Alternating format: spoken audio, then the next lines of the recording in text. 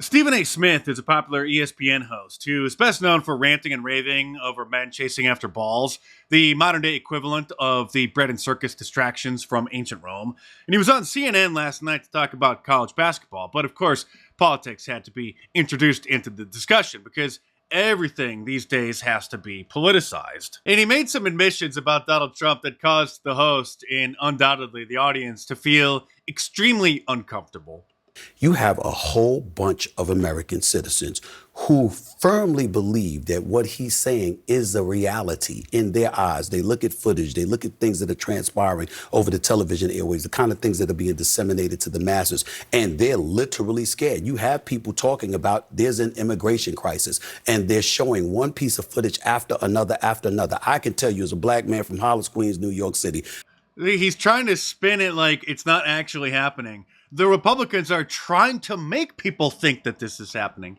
I have never in my lifetime heard black folks allude to there being an immigration crisis more than now. Evidently, it's working. You know that it's working with an abundance of white Americans. You think that this is a message that actually right now, I know that it's intended to resonate with black voters, but you think it's actually working? Absolutely. And let me tell you something right now.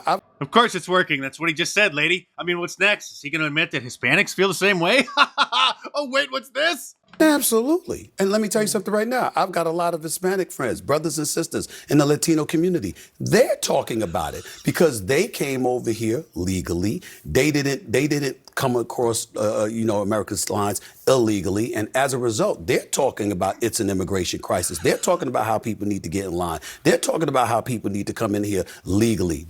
They're talking about how the illegals, tens of millions of them, need to be deported. They're saying that about their own folks. And so when you take that into consideration and then you're looking at black folks who have been speaking about it, and then you think about inflation and you think about immigration and you think about New York City and the $53 million prepaid cards and what have you, black folks are sitting back and saying, wait a minute, what about us? What about us? Once again, we're at the bottom of the food chain.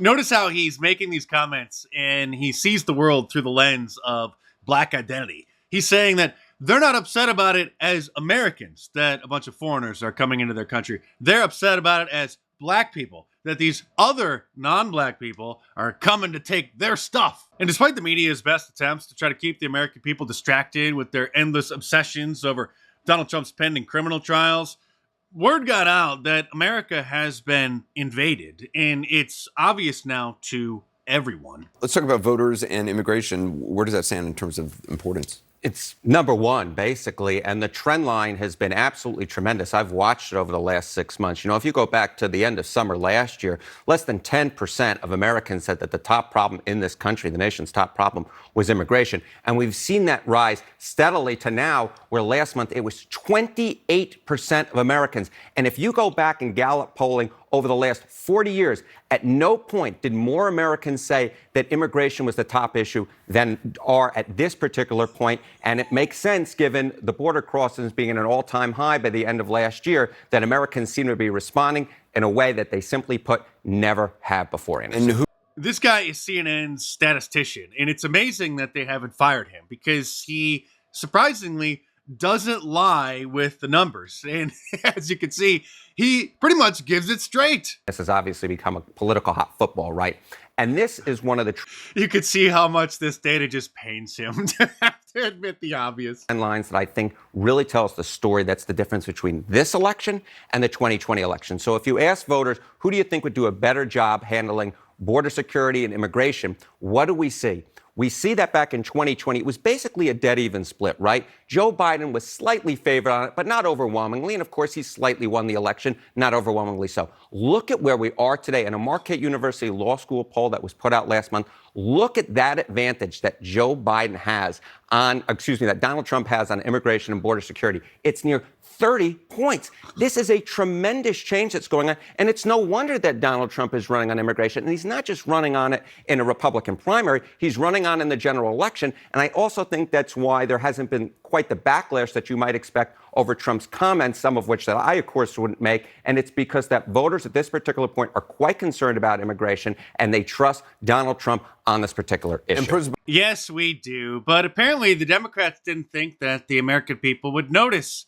Here is Alejandro Mayorkas, the director of the Department of Homeland Insecurity. We know that immigration is a key issue for voters across the country. And according to our polling, by more than 5-1, voters believe President Biden's policies will lead more migrants to try crossing the border compared with President Trump's policies. Only 22% think your policies will decrease migrant crossings. That's very interesting. But what would be even more interesting is if we heard directly from some of the criminal invaders themselves. Would you have tried to do this when Donald Trump was president? Definitely not. Definitely. We had the chance, the same violence that's going on today was there last year. We used to watch the news, and I definitely won't do this. So did you come here because Joe Biden was elected president? Basically. It's amazing that this interview actually made it to air. This was on ABC News, and I'm sure that the producer got fired. And Vice President Harris said that the border is closed. Is the border closed? Do you believe that the border is closed, or is it open? It's open, not closed. The border is open. The border is open. Do you believe that all the migrants believe that the border is open? Yeah, everybody believes that the border is open.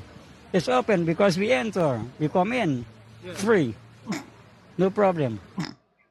Gee, what would have inspired all these people to be doing this? What I would do as president is several more things, because things have changed. I would, in fact, make sure that we immediately surge to the border. All those people are seeking asylum. They deserve to be heard. That's who we are. We're a nation that says if you want to flee and you're fleeing oppression, you should come.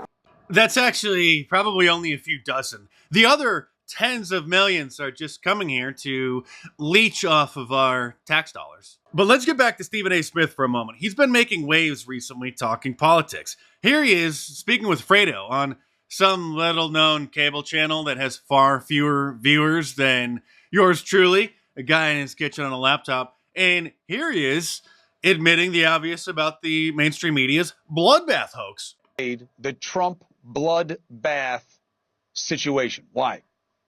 Well, first of all, I thought that he was talking about the United States and China and the auto industry, and I thought that they used it as an opportunity to expose and exploit the kind of things that they wanted to about Donald Trump. Fair enough.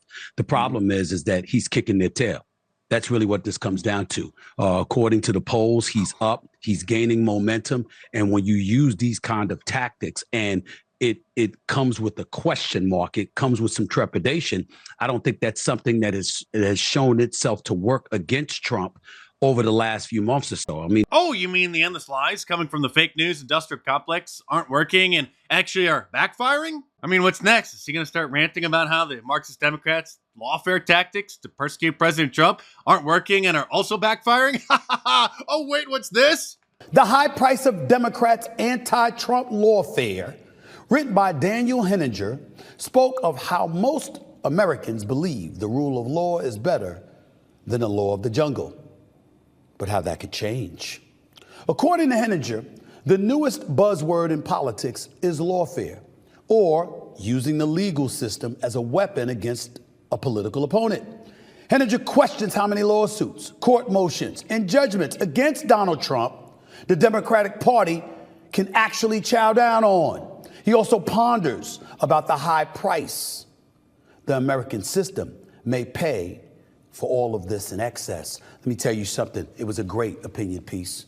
I completely agree with Daniel Henninger of the Wall Street Journal, the opinion piece that he wrote in there, because we've got to get to a point where we're saying when's enough's enough. Donald Trump made a very salient point. I know you don't hear me say that often, but it's true. He made a very salient point a couple of weeks ago, or I think it was in the immediate aftermath of Super Tuesday, when he was talking about President Biden, and he was saying, come beat me. Stop trying to use the legal system in order to pull it off. Now, well, you get the point, but there's only so much truth that a host is allowed to admit on liberal networks. And so Stephen A. Smith got the call and then had a mysterious change of tune. forgive me for transitioning off of the world of sports, but I deem it necessary, particularly because I have this podcast, when I want to make a correction, when I want to address things that I want to address that might not necessarily be sports related. I love having this platform to do just that. And you know what? Leave it to Breitbart. Had a caption. Stephen A. Smith is waking up big time. And it is a picture of Donald Trump, the former president of the United States.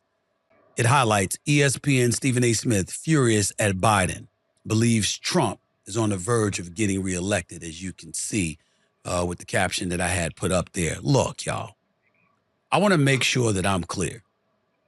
Donald Trump is not getting my vote. Blah, blah, blah. He goes on to say it has nothing to do with the fact that he's a Republican. It has nothing to do with politics. It's just that he's not the kind of leader that he thinks America should have. Remember the old cliche about how MTV doesn't play music anymore because, like, 25 years ago now, they transitioned from the music television network into some sort of a reality network? Well, did you ever think that you would see SportsCenter transition from a sports network to whatever this is? They covered the verdict of Derek Chauvin, the police officer who was framed for the OD of George Floyd. They covered that live on a sports network on their chief flagship show, Sports Center. But what else should we expect from a network that almost 10 years ago now gave Caitlyn Jenner the Arthur Ashe Courage Award at the ESPYs, which is like ESPN's sports awards? And while Joe Biden is issuing presidential proclamations celebrating transgender people, this was Donald Trump in Green Bay, Wisconsin yesterday. On day one, we will terminate every open borders policy of the Biden administration and begin the largest domestic deportation operation in American history, starting with all of the criminals that are pouring in. One of the most important issues in this race will be how Joe Biden's border invasion is also going to obliterate Medicare and Social Security for American seniors. What he's doing by allowing millions, 15 million, 20 million people this year, I think it's already 15, he's destroying your Social Security, he's destroying your Medicare and many things else. He's also destroying your way of life. If the millions of Biden migrants are allowed to stay as Joe Biden intends, they will cost taxpayers trillions and trillions of dollars, and Medicare and Social Security will buckle and they will collapse. Which is just one of the many reasons why we need to deport them all. And if you agree, and if you want a great shirt, and you want to support my channel, order your Sorry No Vacancy Deport Them All shirt from my online store at markdice.com, or click the link in the description below.